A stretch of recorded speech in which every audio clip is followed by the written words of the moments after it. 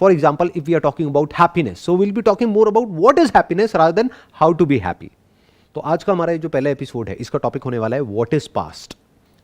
तो अब मैं आपसे समझना चाहूंगा, जो भी आपकी क्वालिफिकेशन है, जो भी आपका एक्सपीरियंस है, उसके according what is past. Psychology में पास्ट उन चीज़ों को बोलते हैं जो भी हमने अभी तक इवेंट्स एक्सपीरियंस किए हैं, जो भी अभी तक नेगेटिव या पॉजिटिव चीज़ें इस पॉइंट तक लाइफ में हमने एक्सपीरियंस की, वो सारी पास्ट में आती हैं। कॉन्शियसली सबकॉन्शियसली हमने अपने पास्ट एक्सपीरियंसेस को कैसे व्यू किया है वो डिपेंड करेगा, डिसाइड करेगा हमारी अप्रोच लाइफ में कैसी होगी। So that is how psychology will define past.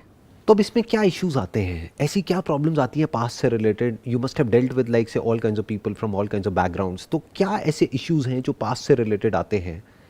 ज़्यादातर प्रॉब्लम्स जो मेरे पास आते हैं वो रिलेशनशिप्स को लेकर के आते हैं, स्पेशली अनमैरिड रिलेशनशिप्स को लेकर के, या पास्ट में किसी ने मेरे साथ कुछ किया, मैं वो लेट को नहीं कर पा रहा, ऐसा क्यों हो रहा है मेरे साथ, मुझे बहुत टाइम पहले की चीज़ें याद आती हैं और फिर मुझे रोना आता है। तो एज अ साइकोलॉजिस्ट आप कैसे डील करते हो ऐसे लोगों से जो कि अपने पास्ट में जा करके स्टक हो गए हैं?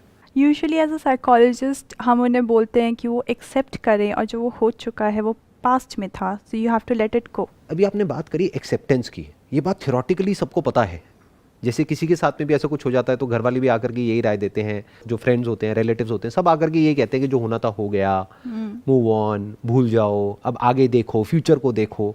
लेकिन प्रैक्टिकली जिसके साथ में ऐसा कुछ होता है उसके लिए एक्सेप्ट कर पाना is almost next to impossible.